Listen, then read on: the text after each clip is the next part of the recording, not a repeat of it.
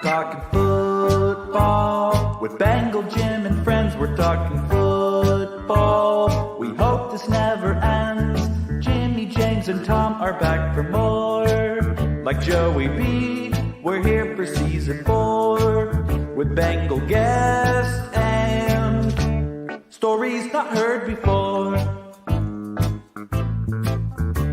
There's Tony, Mark, and Jamie, as well as our charity, Hooter Nation joining from far and wide. Every Tuesday night, the guys are back at it live. By the fans, for the fans, from day one, it's time to have some fun. We're talking football with Bengal Jim and friends. We're talking football. We hope this never ends. The Bengal boys stop by to drop the speed. Don't get your popcorn ready and take a seat. Season 4 will end with the Lombardi.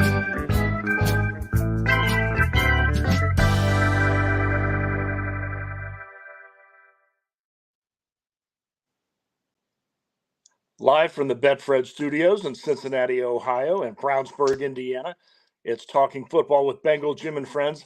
It is I guess really just two friends tonight. Bengal Jim is with another one of our staples, Jamie, on their now annual trip to the Northern Territory of Canada moose hunting. But Jimmy will be back next week, and we believe Jamie in 2 weeks. So without further ado, here's James. Is that truly the case? It is Cutdown Day. Did Jimmy get the axe from the show, and he just hasn't told anybody, or what? I think they've done this the last couple of years. They go up in the Northern Territory of Canada, hunting moose, bonding, in a cabin, and cooking whatever muskrat or whatever they shoot. But they're muskrat. They're hunting moose up in Northern Canada, and Jimmy will be back next week. Oh, well, we want to welcome. We had some issues with our old Facebook page, so we had to audible and do a new one specifically for the podcast. I'm going to put that in the chat now. So we want to welcome everybody to, there it is in the chat. Brett asks, moose hunting is Canadian for drinking beer. Well, I agree. So it's great to be back on Facebook. And as always, just as the sign says below our mugs, by the fans, for the fans. And none of this would be possible without you. So we appreciate everyone joining us. We got our buddy Cam Miller coming on momentarily. And then our other friend, James Rapien from Sports Illustrated, going to come on at 8:20, talk about Cutdown Day. So have your questions ready. We'll do our best to get to those. Last preseason game Saturday night in Washington. One minor injury, if we want to call it that, on that terrible Washington field. But otherwise, unscathed, Tom? Unscathed, and like you said, that's the main thing after every preseason game. Did anybody get hurt? And we're still waiting really to find out completely on Joseph Asai what's going on. Kelsey Conway reported it's a high ankle sprain, which is, typically what I'm reading 2 to 4 weeks. Hopefully it's just 2, and he can be back for Cleveland. If not, he might miss the opener. And then Deontay Smith, no true update from Coach Taylor today on his status. Looked like that was a shoulder problem. So we will see, and also discuss that with James when he comes on in just a short while. Yeah, we won't speculate. So have your questions ready. But without further ado, we had, I believe this is going to be Cam Miller's 3rd time on with us here at Bengal Jim and Friends. Not only is he a great historian, has probably spent more times in the archives of Cincinnati libraries gathering stuff than everybody combined watching the show, and just truly a wealth of knowledge. And we're excited to have him back. And we said a huge announcement. I think this is going to be a lot of fun. And without further ado, let's welcome Cam Miller to Bengal Jim and Friends. Hey, Cam, how you doing, buddy? I'm doing pretty good. How you guys doing? We're doing great. Appreciate you coming on. It's been, again, I believe this is the 3rd time, correct, Cam? I think so, yeah. The first one we talked about history, the second one we talked about history, and I think this time you were going to want my opinion on the best defense the Bengals are going to have, 4-3. You're going to ask me about Joe Burrow or stuff like that, I'm pretty sure. That's actually not why. You we teased it, and if everybody remembers, the last time Cam was on, he did a little film about the Reds' stint at Riverfront. It was a pretty cool event. They debuted it at the Reds Hall of Fame, and was that 2022 that you did? Yeah, that, last September. Yeah, that's correct. Last September at the Hall of Fame. Packed house, won some awards. I was so excited about that and honored. Just a fantastic event. Yeah, it certainly was. And we brought you back because behind the scenes, you've been certainly working a bunch, and we've been working with you while this has come to fruition. And I approached you, right after that Reds Riverfront documentary and said, hey, we know what you're working on. We've got a great idea. Let's, tag team this thing and make a fun event. But let's go ahead and spill the beans. I'm going to pop a graphic up here, and then I'll let you tell everybody what's happening. Yeah, we are going to premiere Riverfront Remember the Jungle version. Now, remember, there's 3 films. There's the Reds, there's the Bengals, and then there's the music, and this is the second in the trilogy. And this really, really touches my heart. We're going to premiere it October 10th. Is that correct? October 10th is the date we decided. Right. And we're going to do that. October 10th. That's going to be fantastic. We're going to talk about that in a little bit, but I'm just so excited to finally get this in the can. Just finished the music up on last week. I've got a couple more little things to do to put the sound to picture and kind of tighten it up, but we're going to be ready to go October 10th for a fantastic event. I cannot wait. That's going to be exciting. We're going to do it at 16 Lots at Newport on the Levee. Again, as Cam said, a Tuesday night. I'm going to post a link here in the chats where you can get tickets. Tickets are just $10. And as we do so much, Cam's been gracious. None of this is going in Cam's pocket, just like the stuff we do. None of this is going to us. 100% is going to charity. And kind of as an added bonus, we have 6 or 7 Bengals committed that had the opportunity to play at Riverfront. Don that Bengals uniform will be there that night. And it's certainly going to be a lot of fun. Before we play the trailer, Cam, anything else you want to talk about, specifically about the film? Oh, he might have froze up a little bit there, so we'll give him a second. I'm going to go ahead and play the trailer. And again, this is just a tease for the documentary that we are going to air live at 16 Lots Tuesday, October 10th. We're going to do a little happy hour about 6 o'clock. Cam's going to introduce the film at 7. We're going to play the film, and then we're going to do a live show from 16 Lots with the former Bengals, kind of a roundtable discussion. Looks like we have you back, Cam. Anything you want to say before we roll the little teaser here? No, I was stunned with all of the great information you were saying. So yeah, please go ahead. All right, here we go.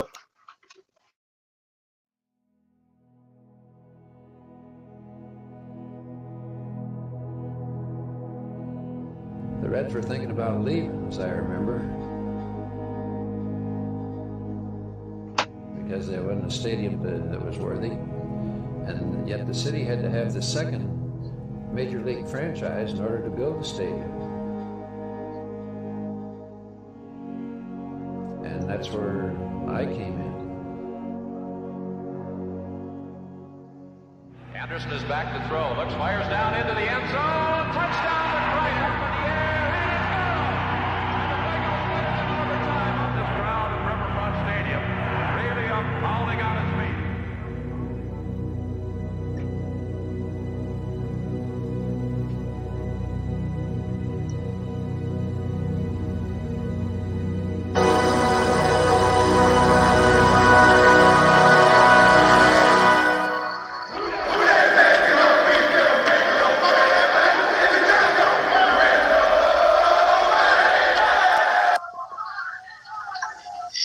Exciting for sure. And again, October 10th is going to be the date for that. How many hours of film did you go through, Cam, to get what you needed for that? 4,256, I think, was the last tally. It was a lot. Not just film, photographs, audio, a lot of audio. I really wanted to capture what it was like to be in the jungle, and that's what this film's all about, what it was like to be in the jungle. in the 70s, 80s, 90s, and then before, 30 years there. Just some great memories, great teams. I'm really looking forward to showing you guys this film. It's going to be so much fun. You guys are going to learn something. It's going to be great. Crypt Keeper says, Paul Brown, I just love hearing his voice. How much audio did you, so was it the actual film, video, audio, just a little bit of combination of everything? And was most of this pulled from the libraries, or where'd you gather all this cool information? Well, working for the Reds Hall of Fame, you're always coming up with, not just baseball stuff, but fans who donate artifacts. And sometimes you'll get radio broadcasts and you're like, we don't need this. It's just a Bengals game from 1977. I'm like, I will take that Bengals game from 1977. Thank you very much. So I've accumulated a wealth of information, of audio and interviews from news stations over the years. It's just, you dig and you dig and you dig, and sometimes you'll be doing 7 or 8 hours of digging, and you won't really know until you get that 8th hour. You'll find this random 30-second clip of Paul Brown talking about Riverfront, and it's just like, that's the gold nugget. That's what I wanted to go with this picture, to go with this film footage. So it's a constant, tug of war to find the right sounds and images. I don't like to do a lot of high-end graphics. I like to keep things very simple, very to the point, and kind of tell the story. And I think that's what this film's going to do. It's going to tell the story with Riverfront Stadium as the main character. I love the idea of getting to watch this and then talk to the players who actually played there. When you did the Reds one, as we talked about last year, and then you have the Bengals one this year, what was maybe the hardest part of putting this together, or something that stood out to you while you were doing these hours and hours of research? It was condensing it, making it so it was 30 minutes, because they could have gone on Ken Burns-esque. It could have been 7-8 hours, a mini series on PBS, but you have to realize that the attention span, people don't want to sit there for a long time. You want to tell them the story and kind of get the nuts and bolts of it, but also the importance of it, because we have to keep pushing history. The farther we get away from these things, and more people aren't around anymore to tell the stories, we have to keep pushing forward. And especially when it comes to the Bengals, because we don't have a Hall of Fame museum, we have to keep pushing this out there, and maybe one day we'll get one. That's my goal. Exactly. Lindsay asked, obviously we have a lot of people that watch the show that don't live in Cincinnati, or maybe can't make it that night. So I believe after sometime you'll decide they'll be able to find this movie on your YouTube page at some point. Cam's looks like he's having a freezing issue. Yeah, Welcome back. I'll definitely be posting this online. I'll be posting another trailer very soon as well. Probably about 2 weeks before the premiere. Okay. So we'll do that, and then I'll also post the film afterwards. Perfect. And again, for those that can make it, Tuesday, October 10th, it'll be the Tuesday after our game in Arizona, and the Tuesday before the Seahawks. And then we have the bye after. So if you're in town and want to make it, those tickets are on sale. We do have some VIP tables, but you can just get in for as cheap as $10.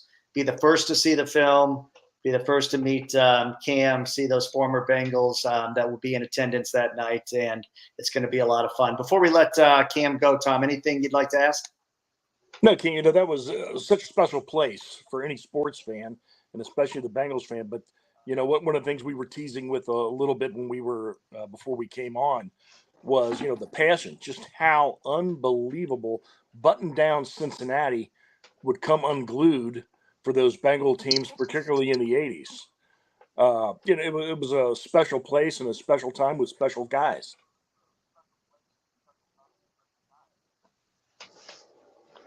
Oh, absolutely. What an incredible place. I mean, I went to a few games there as a child in the 80s, and I didn't get to go during the jungle heyday. I'd moved to South Carolina at that point, but I followed the team in the newspapers.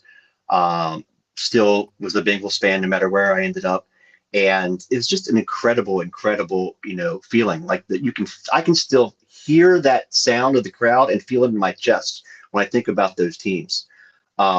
It's just, I'm glad that this story is finally getting told, and I'm glad that we're finally going to be able to show this to the players, and they're going to have some memories, I'm sure, to talk about some behind the scenes things that went on. It's just going to be a great event. I cannot wait to share it with you guys.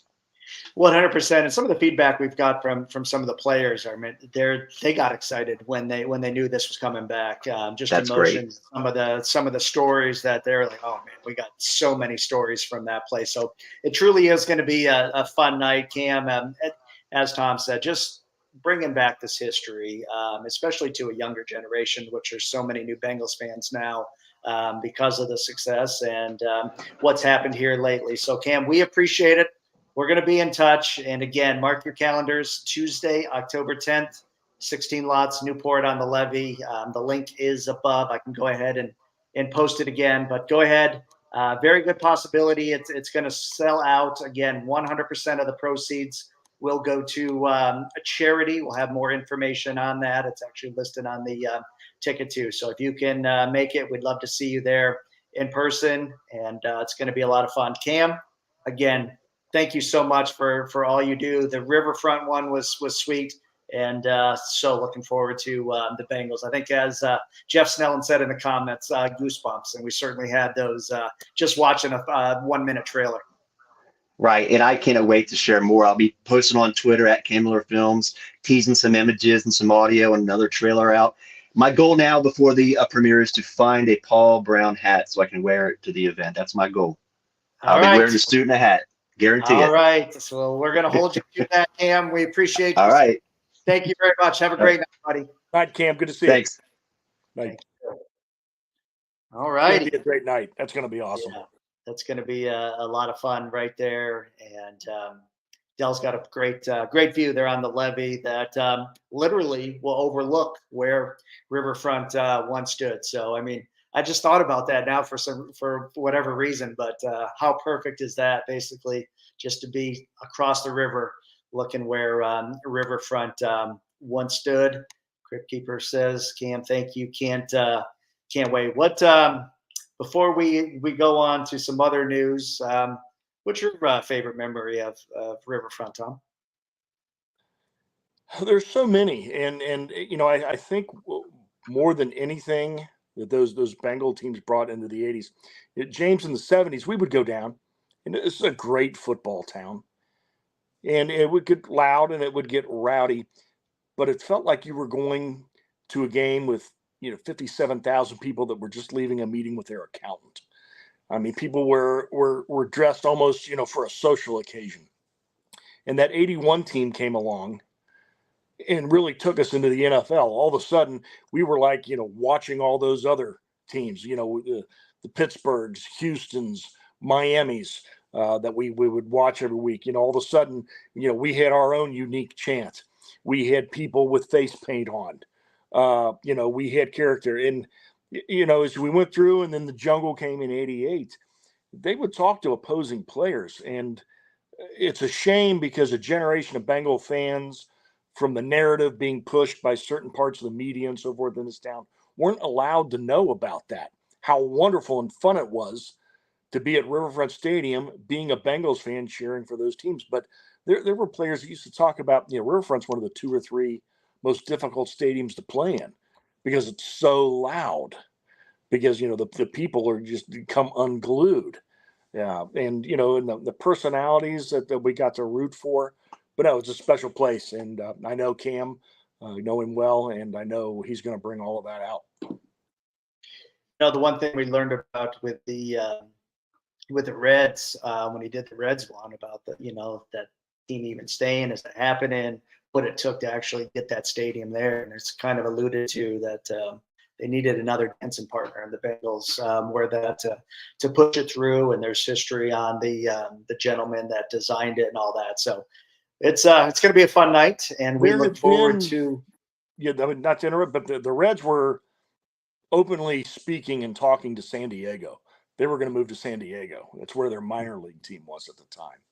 And there had been, just because at that time Cincinnati's market was still very large, they wanted an NFL franchise, and there were a couple of concentrated attempts that failed.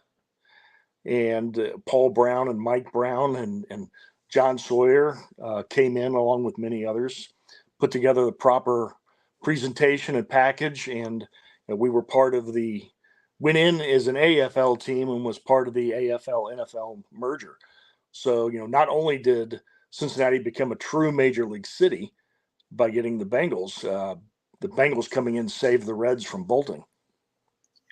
Yeah, I think that's a bit of history that not many people realize, and I think we'll be able to dig into that with Cam. As you can see here, he's just been so forthcoming with answering any questions and just the stuff he's found in the archives, and just hours and hours he's spent going through film and video, and it's certainly pretty sweet, and look forward to it. Before we bring James on, we're waiting for him in the room. You can see one person missing, and that's our buddy Tony the Tiger, who is down in Florida getting ready to help those with a hurricane. So we know Tony does so much for those not only in the community through the charity efforts, but his full-time job is also helping people in emergency situations. So Tony's not with us tonight. He is in Florida helping, as I said, those getting ready to get hit with a hurricane. We're praying those people stay safe. But to give you an update,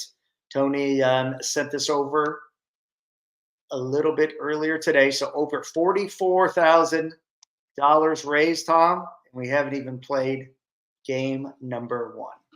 What was our goal this year? We did so good last year. It keeps getting raised. I honestly, I'm not even going to touch it. I don't know what it was, but 44,000, and we're just getting ready to play game 1 in 10 days. Pretty darn impressive. And that's, as our other graphic said, by the fans, for the fans. And this is because of their generosity, no doubt. Yeah, we'll keep clicking along. I don't know. Do we want to make sure James has the right? He's here. He is. He just popped in. He's finishing his. He's a busy man today. So without further ado, we don't want to waste his time. Tom, I'll let you do the intro here. He's a great friend of the show and a great friend to Bengals fans everywhere. He gives as good a coverage of the Bengals as anyone out there, and really anyone that ever has covered the team. He does it objectively, hard-nosed, and on such a busy day for the media, we're very thankful that he was able to carve some time out for us and all of you fans. So without further ado, from SI Sports Illustrated, here's James Rapien. There he is. Hey, James. Welcome. What's up, fellas? How are you? Well, we're a little bit worried. Can you confirm or deny, did Bengal Jim get cut today? He might have. And, I can't tell you that I saw this one coming this year. I knew it was coming down the pike at some point. So, sometimes it's better to be a year early than a year too late, I guess. And in this case, the Bengals wanted to get ahead of it. We're trying to determine. We think he's maybe in one of those Aaron Rodgers darkness retreats for a couple of days leading up to the season. But anyway, as Tom mentioned, thanks for taking time out of your day. It's been a busy day.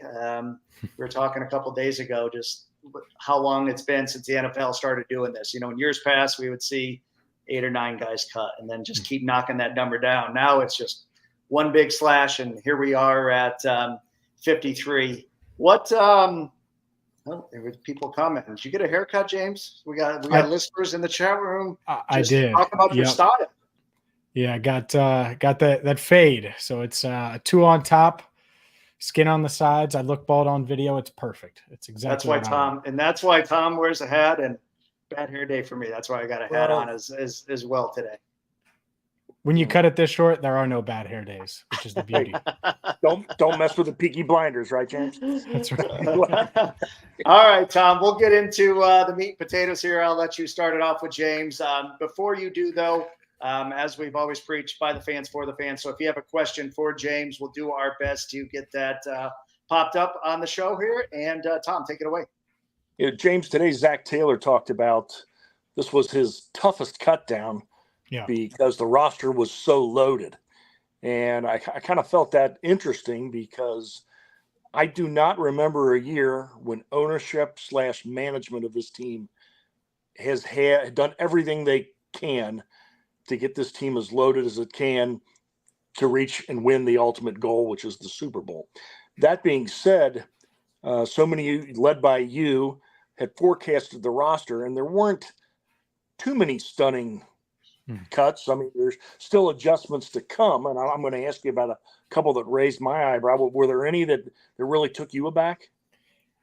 I think there are two, the two that really were the difference between getting it perfectly accurate from a projection standpoint and not. And so the ripple effect means 4 different positions, but I had them keeping 4 tight ends. I thought Tanner Hudson kind of played his way onto the roster, and just watching him in camp and watching what he could do as a pass catcher, I thought, man, this is a pass first team. He's a nice guy to have around. The good news is he doesn't have to pass through waivers. He's free to sign anywhere. We'll see what happens with him. And then the other one is Stanley Morgan Jr. And I think by this time tomorrow, he could be back with the team. He could be on the 53-man roster. I think that door is certainly open. But that one does surprise me some. Now, he's a vested veteran as well. We've seen this with other veterans in the past where maybe they're trying to sneak a guy onto injured reserve. I just don't know who that is. I don't know if Joseph Osai's ankle injury is bad enough that's going to cause him to miss, let's say it's 2 to 3 games. If so, you would put him on injured reserve, I would say, to give him enough time to heal. It would mean he would miss 4 games, but probably worth it. I do wonder, though, what the plan is there, because he's Darren Simmons's special teams ace. And without him, that means you're likely banking on some of these youngsters. Andre Yosavash would be one of them to pick up the slack from a special team standpoint. So if I had to guess, I would say Morgan would be back. Definitely the biggest surprise of the day, though. Yeah. What do you think? Oh, I'm sorry, James. Go ahead. In the chat is a lot of questions on the offensive line. Is 10 too many? Jackson Carman made the team. Surprised by Hakeem Adeniji. We know how important that offensive line is, protecting Joe, the problems we've had in years past. Were you shocked by Hakeem Adeniji getting the spot over Smith and, Jackson Carman, maybe with his struggles, that he's still here? I think they would have been open for business had a team came calling for Carman and to trade him. I don't think they were willing to give up on the talent or the skill set that he brings, because he's a powerful blocker. And he's someone that you see flash in the run game. I certainly think he has the potential as a pass blocker. It's so inconsistent. And we've seen that now 3 years in a row. I mean, on my podcast, people think that I just dislike him because I just don't have expectations for him at this point. And it's like, all right, well, I'm not banking on Jackson Carman in the right tackle battle, like coming into camp, for example. And people just think it's negative. Well, we just know what he is. He's inconsistent at this point. But I get not cutting him. And I think he is a quality option, I would say, as your 7th lineman or something like that. I think Deontay Smith as your swing tackle is interesting. He had a really good camp. I know coaches were pleased with his preseason as well.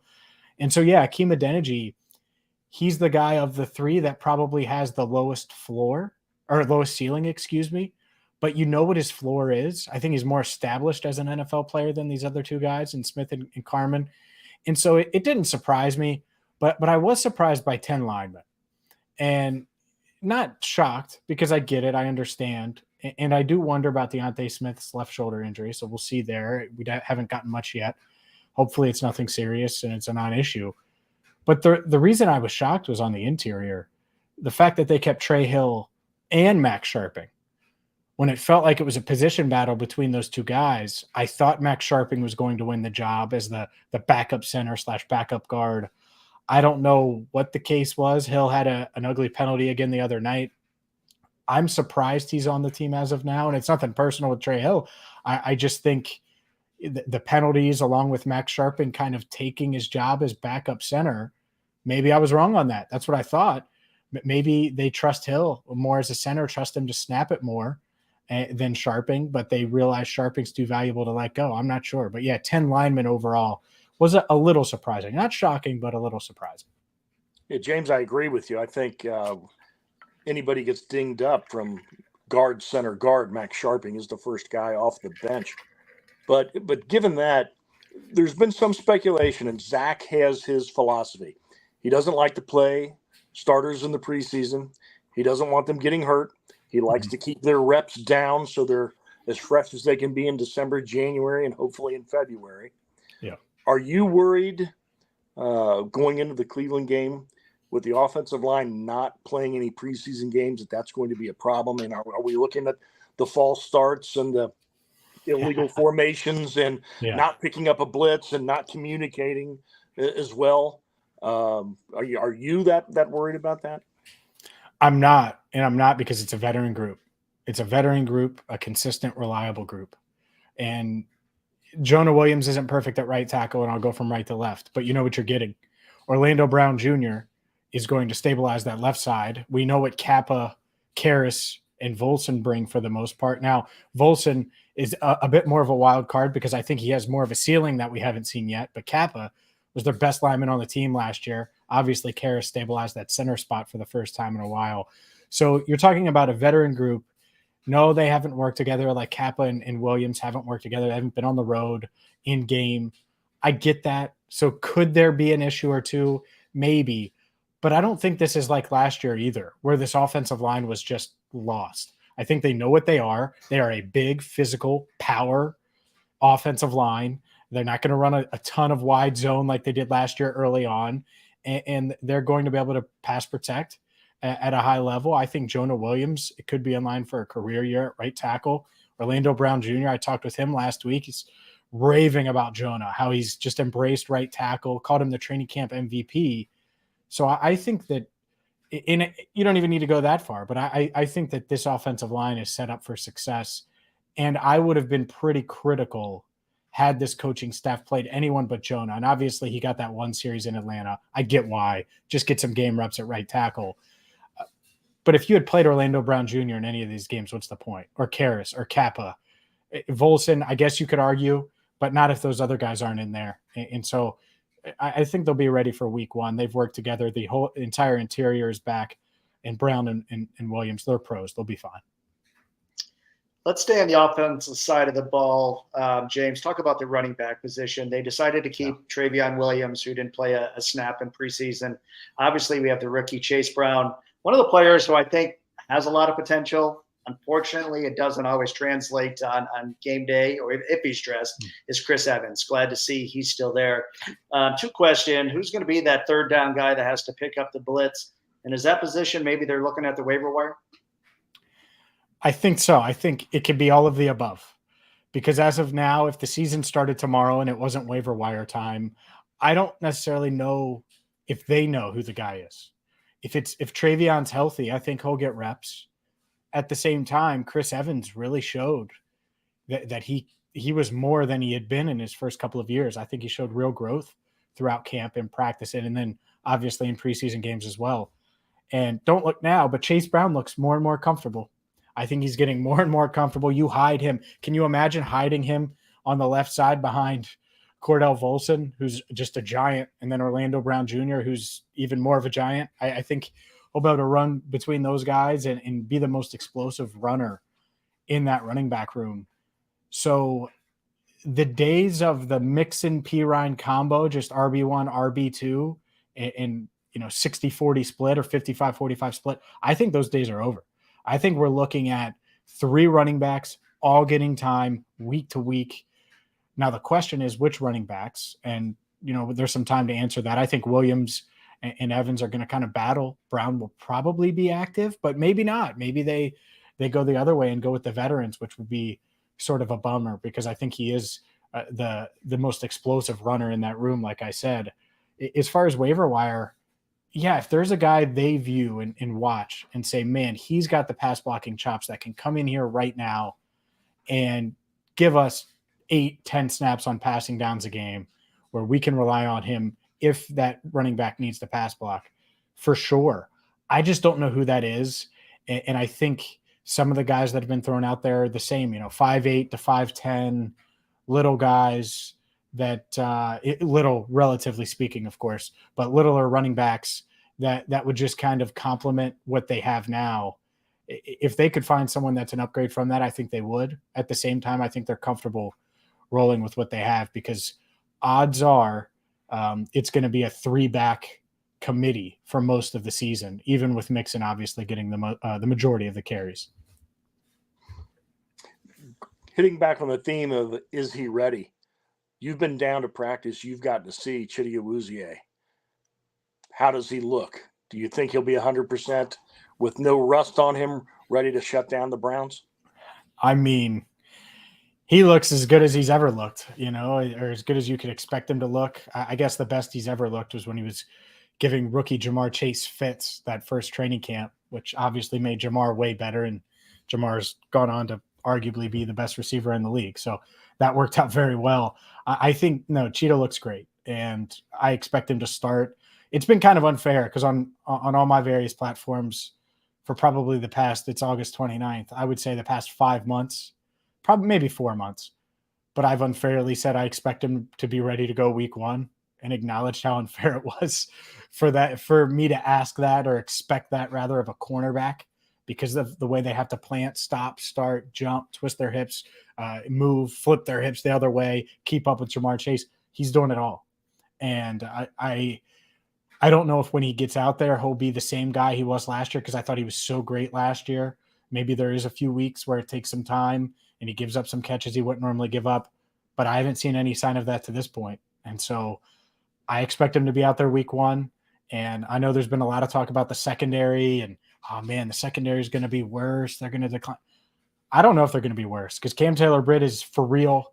And I like those two safeties. I think Dax Hill brings a different element to things. So add in Cheeto, he should be good to go. And hopefully he's back to 100%. Maybe not week 1. I think he might have to get a few snaps week 1. And then by, I don't know, mid first quarter, he feels like he's 100%. But that first drive, get those butterflies out. I think he may have to do that. I think he's certainly going to have extra butterflies. If you remember, that's the same field, that Monday night game that he got injured on last year. So what a crappy night that was. Worst Halloween ever. That was. My God. Yeah, we just think of what happened after that. What was it? 5, 6, 7, 8 game winning streak that we went on following that. We didn't lose for the rest of the regular season. So that was that. We didn't lose till Kansas City. Yeah. So that was as bad as that night was. The rest of the season was brilliant. Staying on the defensive side of the ball, obviously we touched on the Joseph Asai injury. Why was he in there? We're not going to get into that. But with that said, our first-round draft pick, Myles Murphy, maybe he's going to get thrust into some action. Mm-hmm. I don't want to say we're worried about what we saw 3 games into his NFL career with the preseason games. Any concern with what you've seen from Myles, or you think he's just one of those guys in a position that needs some time to develop?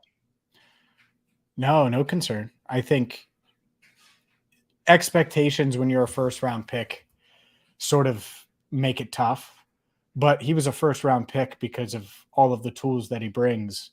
And when you go back and you look at what he did at Clemson, he's not a project. I wouldn't even go that far. I just think you knew he would need some refinement before he could be this potentially dominant pass rusher. And I kind of think of, how he could impact the game this year. I think he's going to be a better run defender than he is a pass rusher. That doesn't mean he doesn't get sacks because he has the athleticism and the size, but there's technique stuff. There's his just ability to adapt and learn at the NFL level at 21. It will take a little bit of time. And I think that's why this was the perfect landing spot, because if you go to a lot of franchises, you're starting at defensive end, and they're expecting you to get 10 sacks out of the gate as a first rounder. Well, he has Trey Hendrickson, obviously has Sam Hubbard ahead of him. And even with this Joseph Osai injury, it's not like he's going to play every snap or 80% of the snaps or something like that. He'll be out there and he'll get his chance. At the same time, I always knew that he would need some refinement. This is a guy that could contribute right away. Heck, maybe he makes a splash play week 1 at Cleveland. I could totally see it happening. I'm not dismissing that. But be patient from he's going to be this dominant edge rusher. I think it may take a year or 2 for him to reach that full potential. The good news is they have guys ahead of him that are, even if he was really great, we're going to be the starters anyway. So I think we'll see him more, especially with Osai out. I think we'll see Cam Sample some as well. And that's the beauty of a deep defensive line. Hopefully Raymond Johnson III, from a Bengals perspective, at least clears waivers. Because if so, I think he'll be back on the practice squad and could be in the mix as well if Osai's out. James, James and I, we talked earlier about who was going to be the villain, and I guess it's my turn, so it's going to be me. Sure. the elephant or the great Bengal tiger in the room all off season is, when's Joe going to sign his extension? Oh. We've had guys on from the organization who have very clearly and loudly while being polite, let us know that they're not talking about it. They don't know about it. It's like Sergeant Schultz from the old TV show Hogan's Heroes. They know nothing. Yeah. Is it time to panic yet? Is it time for the city to come absolutely unglued? Are they going to get on that bus to get on the plane to Cleveland, and Joe and T have not signed extensions? It is not time to panic yet. When it comes to Joe Burrow, I'll start with Burrow and then I'll go to T. Not time to panic yet. I think the next week is very interesting now because the next 2 days the Bengals practice, and then it's a few days off, and then it's game week. And just like that, week one. And it felt like ages ago when we're like, they got plenty of time. Herbert got done, Hurts got done, Lamar Jackson got done. It was like, plenty of time. Well, now there isn't plenty of time. There's time. And again, I'm not panicking by any stretch, not pressing that panic button. I will sound that alarm when it is time.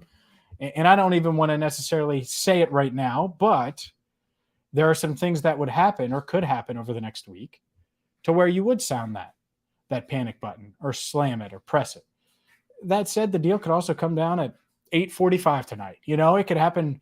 Heck, the Orlando Brown Jr. deal. I was sitting in this chair. I finished Locked On Bengals, go upstairs, sit on the couch, and instantly see the Orlando Brown Jr. deal come right back downstairs, and everything's blown up that I just did. So things come out of nowhere. I know they're talking. There doesn't seem to be any animosity from either side, and so that's positive. I do wonder, just going to T, and I know this has been long-winded, but he is the franchise. There's a lot of details. As far as T goes, I think that's every second that goes by, it seems less and less likely that one gets done. I'm still confident Joe gets done because of what he's changed everything. So it's real simple to see why the franchise at some point is just going to have to get it done.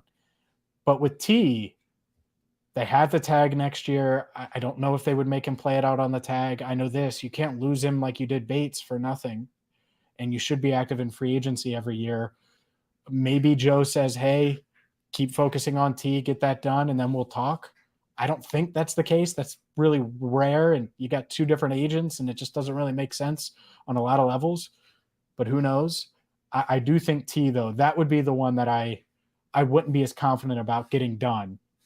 And it has much to do with the relationship between the Bengals and his agent. It's Jesse Bates' agent, David Mulligetta, represents T as well as anything. There's no real history there of them getting a deal done. With Burrow, he's the franchise. There doesn't need to be history. It's pretty simple. What you got to do is find a way to get that done. Well, thank you, James. It's a $1 million question, as you alluded to. Herbert signed. Everybody's waiting until after Herbert. Well, that's happened weeks ago. So we'll see what happens. We appreciate your candid answer on that. But in the chat, a lot of people are talking about the book over your right shoulder there, our left. And they want to know some details. Pretty exciting. I believe you kind of teased that a little bit this week. What can you tell us about that, and when can they pick up a copy? Enter the Jungle comes out September 12th. And if you're looking for a history of the Cincinnati Bengals book, this is it. It goes season by season. It has my personally handpicked all-decade teams from the year that the Bengals were founded, some of the process and details behind them coming to Cincinnati, why they came to Cincinnati, who was the one who found Cincinnati as an ideal landing spot for Paul Brown to create an NFL franchise. And that's what he was adamant about, the Bengals becoming an NFL franchise. I think there's a lot of details in there about that. There's details about all of the Super Bowl teams, separate spread, 2-page breakdowns of each Super Bowl team, rather. I was going to say spreadsheets, but it's not that. It's very much a coffee table book that's going to give you a lot of detail, but it's going to be a quick read, an easy read. And whether you've been a fan since the Bengals were founded or you became a fan when Joe Burrow threw his first touchdown to Jamar Chase, I think it kind of fits the profile for everybody. So you can get it at CincinnatiBengalsBook.com. Pre-order it today. It's out September 12th. And stay tuned. There's an event coming up that I will do after the book comes out. Keep September 15th open. I can say that. Friday, September 15th, before the home opener, because I have some details probably coming out later this week about it.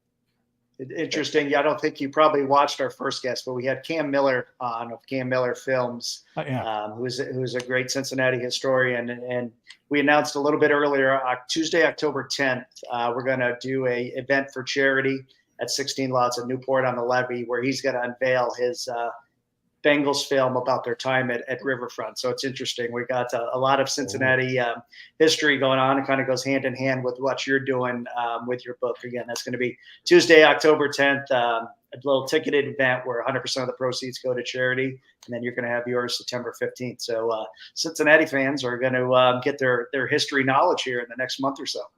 For sure. Yeah, I think the perfect timing. I'm grateful that I was able to do this project. Really excited that it's coming out during the beginning of the season. I wasn't sure timing wise how exactly it would work, but hopefully they'll come back from Cleveland.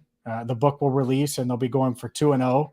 And on Friday I can meet a bunch of Bengals fans and sign a few books and go from there. Exciting. Perfect. We want to be conscious of James's time. Tom, do you want to end it with a final question here? Sure, go ahead. Yeah. We mentioned history. There was a little bit of a dust up, and I didn't think I'd have a chance to talk to you about this. A little bit of dust up in the off season about the Bengals Ring of Honor. Corey Dillon getting his feathers anywhere from slightly ruffled to Corey was really mad, depending on who you talk to. In fact, we interviewed him a few days after that, and it was Corey's feathers are ruffled, and he'd like to make some polite suggestions.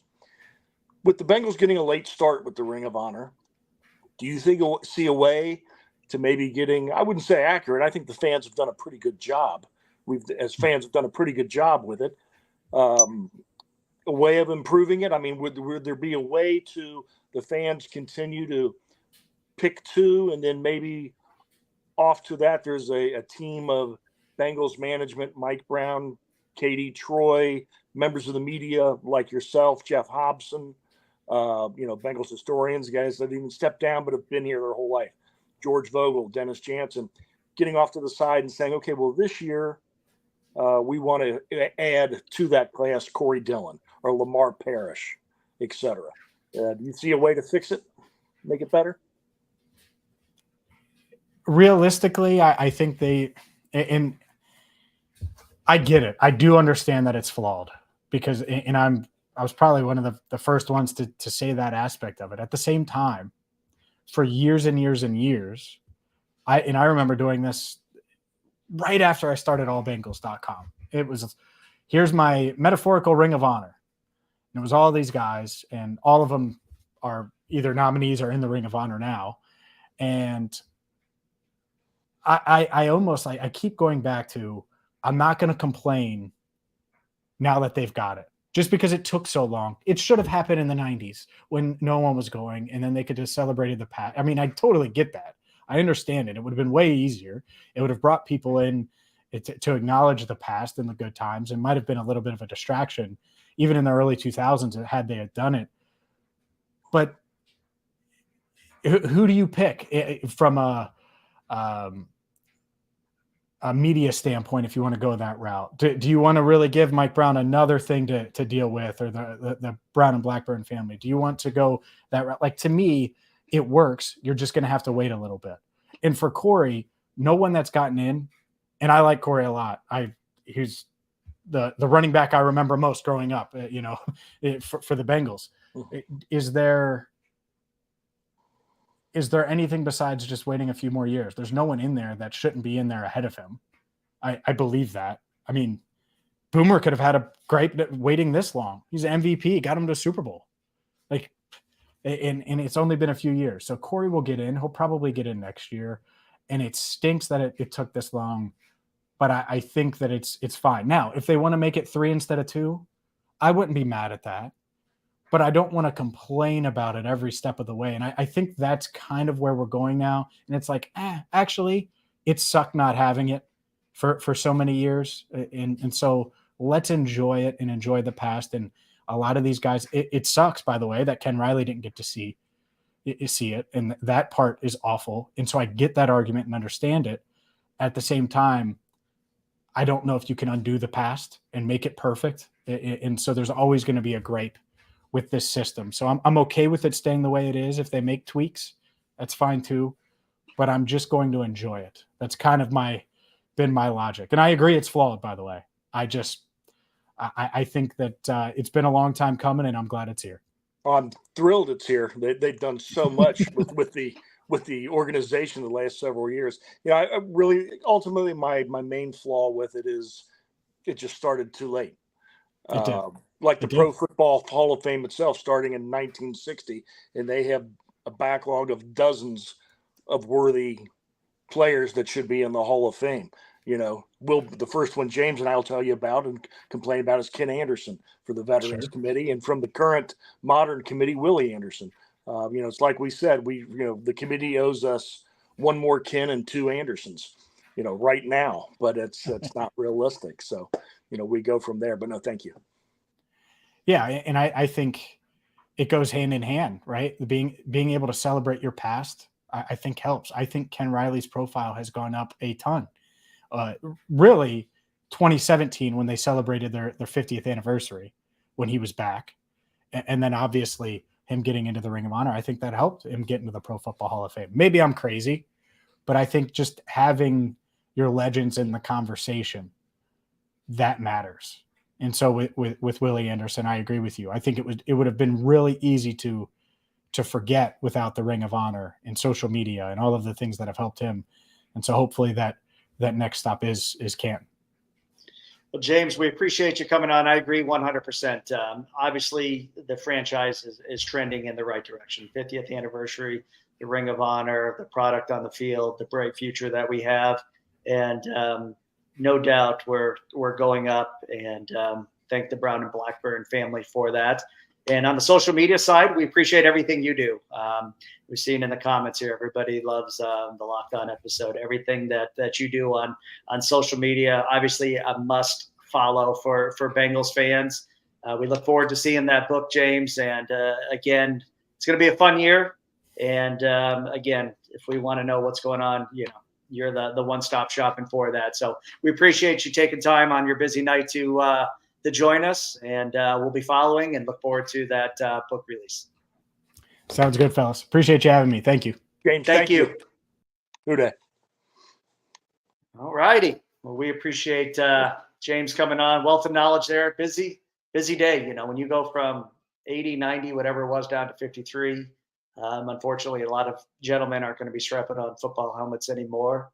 James, what do you think getting back to the James, you and I will text and talk, during the away games and so forth. What do you think that conversation was with Tanner Hudson today? I don't think the guy could have done any more. Yeah. You know what I keep going back to, and obviously most of the time we're not privy to these inside conversations inside the Paycor Stadium. Probably the closest look we get is through shows like Hard Knocks. If you remember what was that safety many moons ago, Tom Justin, and was he going to make? Was it not Tom Justin? What was his name? That's you. The short safety that Tom Nelson. It was Tom Nelson. I'm sorry. There you go. Tom Justin, Tom Nelson, and it was just kind of the trials and tribulations. And I think oftentimes we compare that heartache to the families that are trying to get into the Hall of Fame, what the Rileys have experienced for the last X amount of years. There's a lot of that angst, nervousness, if you're going to make the team. Let's be honest. A lot of these players were studs in Pee Wee football, were studs in high school, were studs in college. This is the first time they're experiencing, hey, maybe I'm not good enough. And certainly some will come back in a coaching role. Some will go help their local communities, and there's a bright future ahead of them. But as far as the NFL, obviously they're not cut out for it right now. But with the XFL, with the AFL, I believe is with the other minor league system, there's still opportunities for them. I think that's going to help them. We saw what AJ McCarron did in the XFL. We saw 20 XFL guys get signed to training camp rosters this year. So, some are done. Some have said, okay, we tried, that's it. But some will fight on, and hopefully we'll see him back. It's not an easy road, but there's been the Kurt Warner stories that have been cut, that have gone down to the minor leagues of the Arena Football League and came back. And I tell you what, it's a decision I wouldn't want to be in, that whoever it is, whether it's Zach, whether it's Lou, whether it's somebody in management saying, hey, unfortunately, we're going to have to cut you. We appreciate your time, but certainly not a position I envy at all. No, and it's, killing dreams. Like you said, most of those guys have never had to deal with the possibility, of being cut, of being told you're not good enough. Well, Yes. we don't need you. But some of those guys will definitely cycle back. We'll see a lot of the younger guys that we were impressed with back on the practice squad, and some of the veterans maybe either back on the practice squad or sifting back onto the active roster. So, but this week is about, I guess, going over what needs to go over. Hopefully tomorrow, seeing number 9 lead the offense onto the field and getting ready to beat the Browns. Since he's not here, it's that time for. This is the 2-minute warning. All right, Tom, you start us off tonight. No, well, like I said, hopefully Joe's back on the field tomorrow, and hopefully in the next week we are celebrating a contract extension for the Bengals version of a player that is the franchise. So rest up. This will be our last weekend, with the exception of the bye week and games during the week, of no Bengals football till mid-February. So enjoy it with your families.